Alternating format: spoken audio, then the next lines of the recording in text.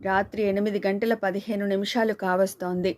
నేడు దినపత్రిక chief reporter ఛాంబర్లో కూర్చున్న ఆశ్రిత అప్పటికి 1 గంట సేపటి నుంచి రాస్తోంది ఈ రాత్రికి పబ్లిష్ కావలసిన తన చివరి ఆర్టికల్ని. అప్పటికే ఆమె చాలా అలసిపోయింది. అరుణరాగ రంజితమైన నేత్రాలతో అనూహ్యమైన ఇతిహాసపు కోణాల్ని దర్శింపజేసే ఆధారాలను సమీక్షిస్తూ రాస్తున్న ఆ ఆర్టికల్ రేపు సవ్యసాచి సూర్యనారాయణల చరిత్రని సమూలంగా నేలమట్టం చేయడం మాత్రమే కాక బీభత్సరస ప్రధానమైన వారి చరిత్రతో లక్షల మంది పాఠకుల స్పందనకి కారణం కాబోతోంది. అయినా ఆమెలో ఇంకా ఏదో అసంతృప్తి. దానికి కారణం ఒక్కటే, ప్రత్యర్థులకది శిక్ష కావచ్చు, మరణించిన నిర్భాగ్యుల ఆత్మలకి అనువంత శాంతిని అందించవచ్చు. కానీ జీవచ్యవన్ల బ్రతికి ఉన్న ఏకాంత కథలో మార్పు ఉండదు. తను సృష్టించిన ప్రచండ ఝుంఝు ప్రభంజనం తనకే తప్ప గతి తప్పిన ఏకాంత జీవిత గమ్యానికి అందమైన ముగింపుని అందించే అవకాశం లేదు. మేడం, ఎవరో పిలిచినట్లయి తల తిప్పి చూసింది. ఆఫీస్ బాయ్ నిలబడి ఉన్నాడు. మీకు ఈ ఉత్తరాన్ని అర్జెంటుగా అందజేయమని ఎవరో ఏకాంతగారట. అతడి మాటలు ఇంకా పూర్తి కానే లేదు. ఉద్విగ్నంగా అందుకుంది ఆశ్రిత. ఏ వ్యక్తి గురించి ఇంతసేపు తను ఆలోచిస్తుందో ఆమె ఇప్పుడు ఓ లేఖని పంపించింది. ఎందుకో ఆమె చేతులు వణికాయి కవర్ని చింపుతుంటే. చెల్లి, ఆశ్రిత. ఆ సంబోధనకి ఆశ్రిత కళ్ళు తడయ్యాయి. ఇది నీకు అందుతుందో లేదో నాకు తెలియదు, కానీ అందితే అది నాకెంత సంతృప్తినిచ్చేది నాకు మాత్రమే తెలిసిన విషయం ఆశ్రిత. ఎందుకో మీరు అని నిన్ను మన్నించాలనిపించడం లేదు. మన పరిచయం ఎలా మొదలైనా కానీ మన మధ్య ఎన్ని అపార్థాలు, అర్థం లేని కీచులాటలు జరిగినా కానీ నిన్ను మాత్రం ఇప్పుడు నువ్వు అనే సంబోధించాలని ఉంది చెల్లి. నాకు తెలుసు నీలాంటి ఒక తెలివైన గౌరవనీయురాలైన వ్యక్తిని అలా అడ్రస్ చేయడం పొరపాటని, అందుకు నేను అర్హురాలిని కానని. కానీ బ్రతుకు పాటల పల్లవి కోరుకున్న చరణాలని అందుకునే అదృష్టాన్ని ఇవ్వకపోయినా కుళ్ళి కమిలిన ఈ దేహం నిద్రపోతున్న రణ నినాదాలకి ఇప్పటికీ సాక్ష్యంగానే ఉందని నీలాంటి ఒక సమర్థురాలైన చెల్లికైనా చెప్పాలనిపించినప్పుడు నేనేమిటి, నా స్థానం ఏమిటి అన్నది క్షణం మరవడం నా తప్పు కాదుగా.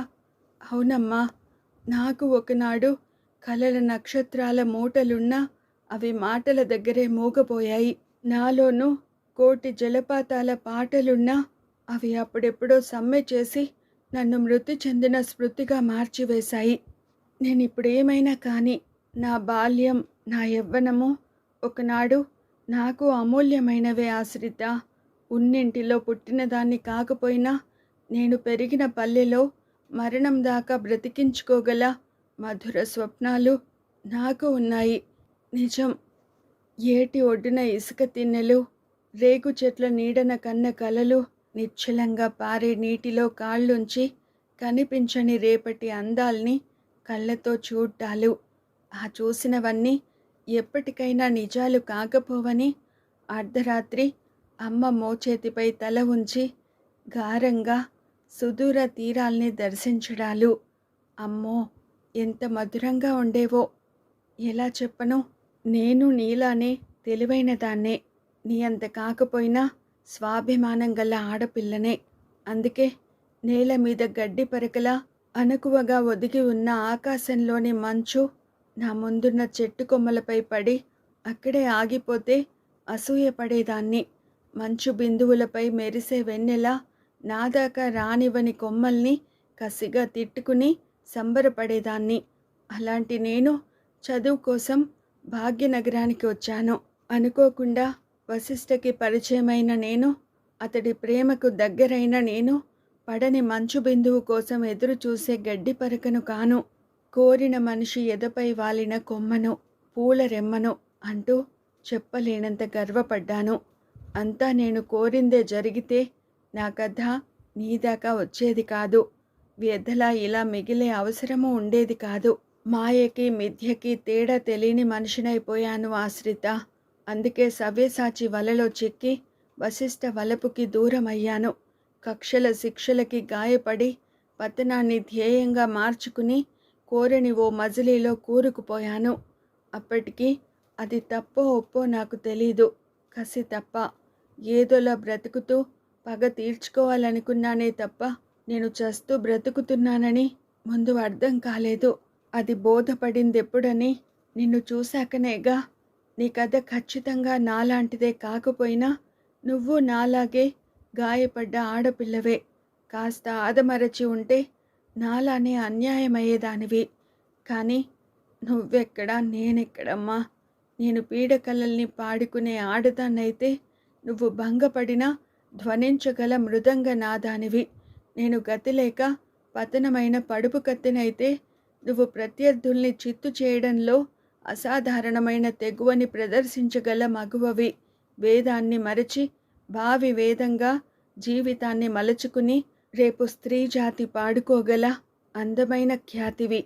అందుకేనమ్మా, ఆదిలో నువ్వెవరో నాకు తెలియనప్పుడు నిన్ను నేను నా ప్రత్యర్థిగా భావించిన నువ్వేమిటి అన్నది అర్థమైన తర్వాత మరోపక్క నిన్ను రెచ్చగొడుతూ ప్రత్యర్థుల పతనాన్ని కళ్ళారా చూస్తూనే ఉన్నాను. నువ్వెంత గొప్పదానివే పిచ్చి చెల్లి. కెరటంలాగా అనిపించావు, కడలిగా మారావు, అణువులాగా కనిపించావు, అనంతమంతగా విస్తరించావు. అందుకేనమ్మా వశిష్ఠ నీవాడు కావడం అదృష్టమనిపించింది. మైలపడిన నా మీద నువ్వు చూపిన జాలే చాలని మరు జన్మదాకా నీకు కృతజ్ఞరాలిగా ఉండాలనిపించింది. అసలిదంతా నేను చెప్పేదాన్ని కాదు ఆశ్రిత. కానీ ఎందుకో నీకు మాత్రం చెప్పాలనిపించింది. నీ కళ్ళల్లో ఏ ఒక్క నీటి బొట్టు చిప్పిలినా అది ఆకాశ గంగంత స్వచ్ఛమై భంగపడిన నా బ్రతుకు సమాధిని పునీతంగా మార్చగలదన్నది నా పిచ్చి నమ్మకం. అయినా నా కథ నీకు కాక నేనెవరికి చెప్పుకోను. వంచనతో నలిగిన నా మనసుని నీతో కాక ఎవరితో పంచుకోను. ఈ నా చిన్ని జీవితంలో పోయింది ఎంతైనా కానీ పొందింది ఇది అని గర్వంగా చెప్పుకోవడానికి నీ పరిచయం చాలదు ఆశ్రిత. బ్రతుకు బజార్లో నా రోజులు చెల్లిపోయాయని తెలిసిన చివరి క్షణాలివి. భోగ్య వస్తువుగా మారానే తప్ప కోరుకున్న ఏ భాగ్యానికి నోచుకొని ఆడదాన్నని స్పష్టంగా అర్థమైన ఆఖరి లిప్తలివి. ఆకాశంలో గమ్యం తెలియక సంచరిస్తున్న నాలాంటి మేఘ శకలాన్ని నువ్వు గుర్తుంచుకోవలసిన అగత్యం లేదు. నూన్యత నుంచి శూన్యత దాకా పయనించిన నాకంటూ ఓ చరిత్ర ఉందని కూడా నీకు నేను గుర్తు చేయడం లేదు. అయినా నాదో విన్నపం నా ముద్దుల చెల్లి. అలసిన నువ్వు ఎప్పుడైనా విశ్రమించిన క్షణాన నా కథ అనువంత గుర్తుకొస్తే కోపంగా రెప్పల్ని మోసుకోకు. నీ చుట్టూ నాలాంటి బాధా సర్పదష్టులు ఇంకా ఉంటే గుర్తు చేసుకోవడానికి నన్ను ఉదాహరణగా భావించి సమాజంలోకి చూస్తూనే ఉండు. నువ్వు నిద్రకు ఉపక్రమించే సమయంలో అపరాత్రి వేళ ఓ గాలి అల తాకితే అది సోలిన నా కన్నీటి కథను జ్ఞప్తికి తెచ్చేదనిపిస్తే అసహ్యపడి కిటికీలు మూయకు. నువ్వు నిద్ర రాక ఎప్పుడైనా ఆరు బయటకి వచ్చి నడిచినప్పుడు ఆకుల గలగలలు వినిపిస్తే అందులో వినిపించే నాలాంటి నిర్భాగ్యుల కలతల్ని కాస్త మనసుకి పట్టించుకో. అలా చేస్తే ఎందరో ఎంగిలిపడినా నా బ్రతుకు మధుపాత్ర నా పాత్రని నీకు జ్ఞప్తికి తెస్తుంది. అరుణోదయ రేఖలతో సిగ్గుపడి ఎర్రబారిన ఆకాశంలో నాతో పాటు చాలా నేనులు ఉన్నారన్న విషయం నీకు అర్థమవుతుంది. చివరిగా ఒక్క విషయం ఆశ్రిత. ఈ ప్రపంచంలో నేను అందరిలా అడుగుపెట్టినా ఇక్కడ నివసించే మనిషిని కాలేక ప్రవాసిగానే మిగిలిపోయినందుకు దారుణంగా కుమిలిపోతున్నాను. కోరని అతిథిగా వచ్చి కలవరాల కన్నీళ్లతో తిరిగి వెళ్ళిపోతూ కూడా మరు జన్మంటూ ఉంటే ఈసారి అతిథిగా కాక ఆతిథ్యాన్ని అందించే ఆడదానిగా తిరిగి అడుగు పెట్టాలనుకుంటున్నాను.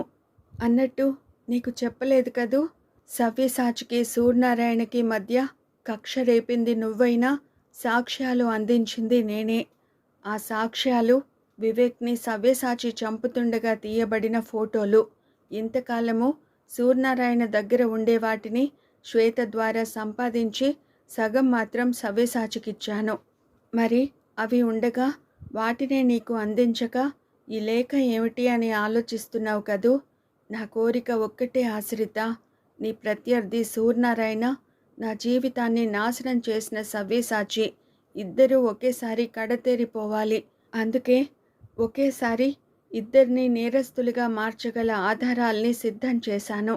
ఈ రాత్రికే జీడిమెట్లలోని సూర్యనారాయణ గెస్ట్ హౌస్లో సవ్యసాచి సూర్యనారాయణల్ని కలిసి నా చివరి యాత్రకి ఏర్పాట్లు చేశాను. అదేమిటి అని ఆశ్చర్యపోకే, అక్కడికి రా. ఒక్కదానివే కాదు, వశిష్ఠతో వస్తే నేనేమిటి అన్నది మీకు అర్థమవుతుంది.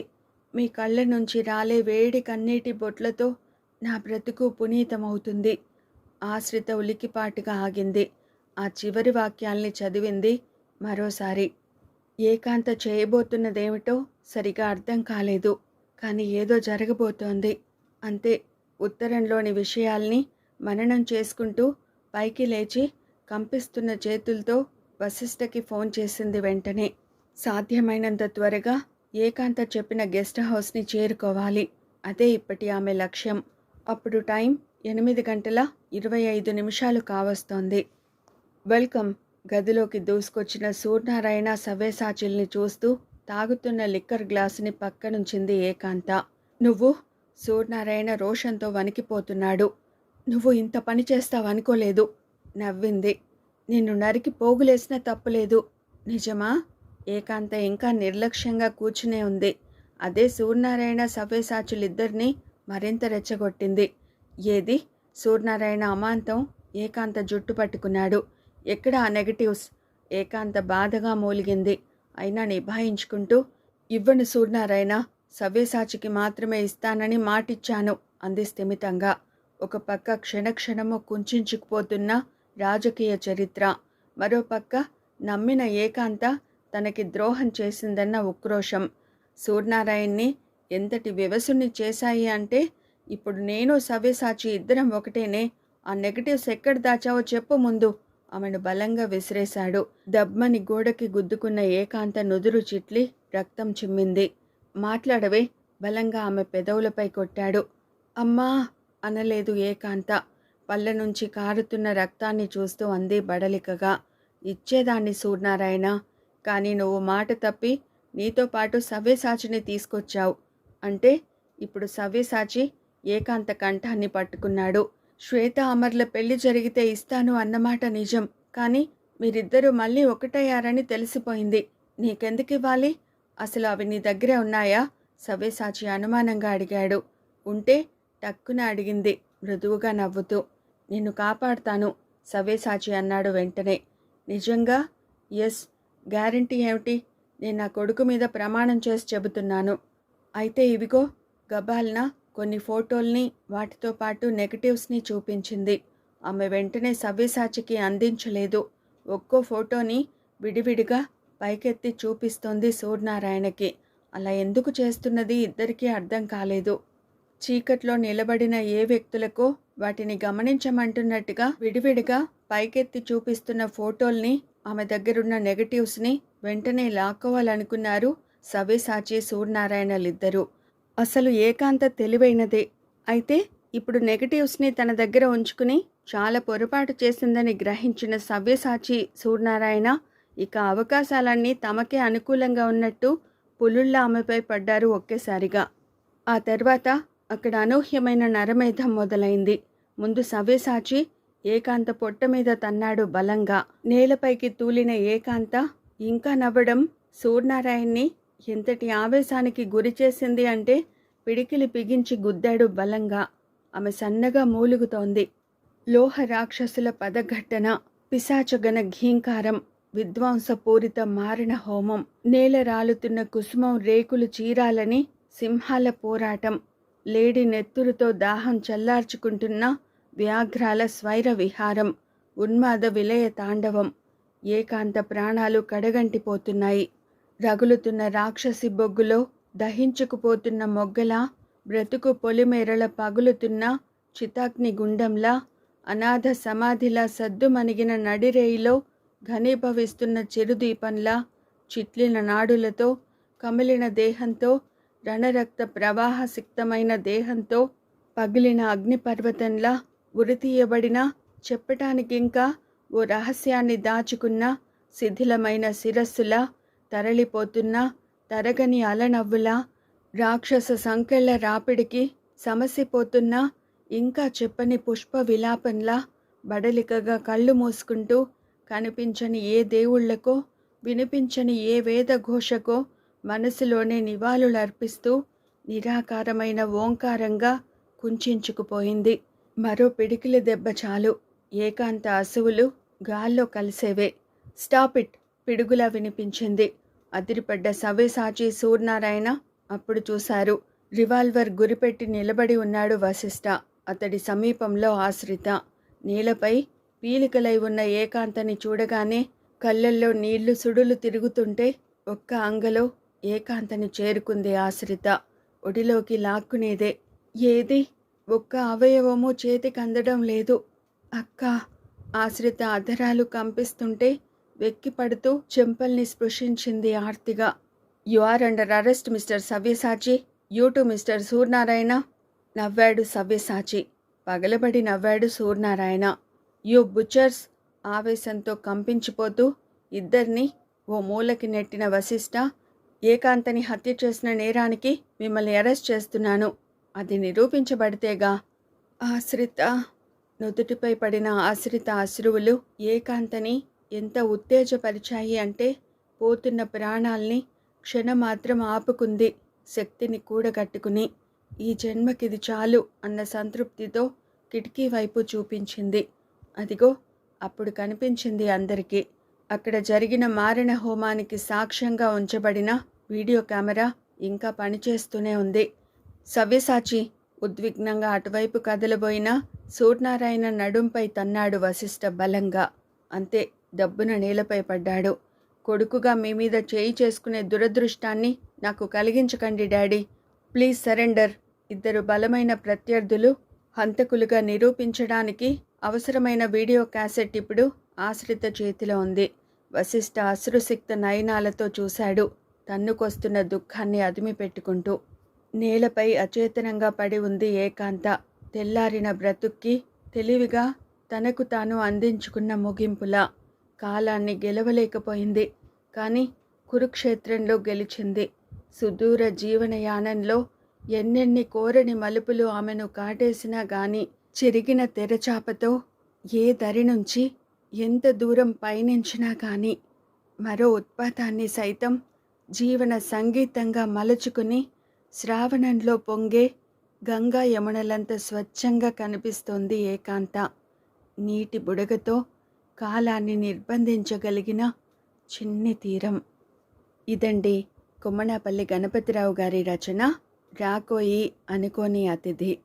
మరో మంచి కథతో మళ్ళీ కలుసుకుందాం. Thank you.